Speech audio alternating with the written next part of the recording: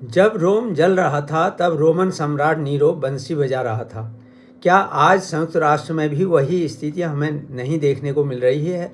पश्चिमी एशिया उबल रहा है, हालात इतने तनावपूर्ण हैं कि इसे तीसरे विश्व युद्ध की आहट तक कहा जा रहा है, लेकिन संयुक्त राष्ट्र मौन है, एक मूक दर्शक की भांति सब कुछ देख रहा है। संयुक्त राष्ट्र सुरक्षा परिषद यूएनएससी अब तक इजराइल और अमेरिका के ईरान पर साझा हमले को रोकने के लिए कोई ठोस प्रस्ताव पारित नहीं कर पाया है, क्योंकि बड़े देशों के मतभेद और वीटो पावर हर निर्णय को रोक देते हैं। और यही कारण है कि यूएन आज केवल अपील और कूटनीति तक सीमित होकर रह गया है। यह पहली बार नहीं है। रूस यूक्रेन युद्ध में भी यही असहायता हमें यूएन में देखने को मिली। उससे पहले इराक युद्ध 2003 में तो अमेरिका ने weapons of mass destruction WMD के नाम पर इराक पर हमला कर सद्दाम हुसैन की सरकार न केवल गिराई बल्कि उन्हें फांसी के फंदे पर भी लटका दिया।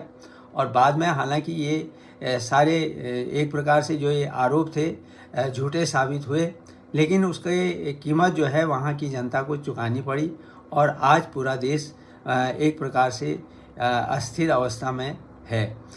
यही ऐसे अनेक उदाहरण हैं जब संयुक्त राष्ट्र की भूमिका निष्प्रभावी रही है, जिससे इसकी प्रासंगिकता पर सवाल उठना स्वाभाविक है।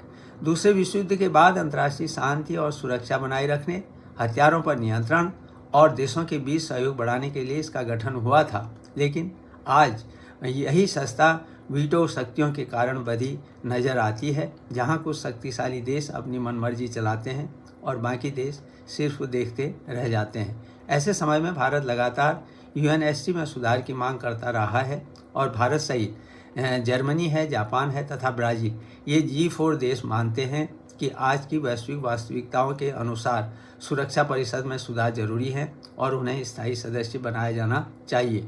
प्रधानमंत्री नरेंद्र मोदी ने स्पष्ट कहा है कि यह युग युद्ध का नहीं है और भारत हमेशा संवाद और कूटनीति को ही समाधान मानता रहा है।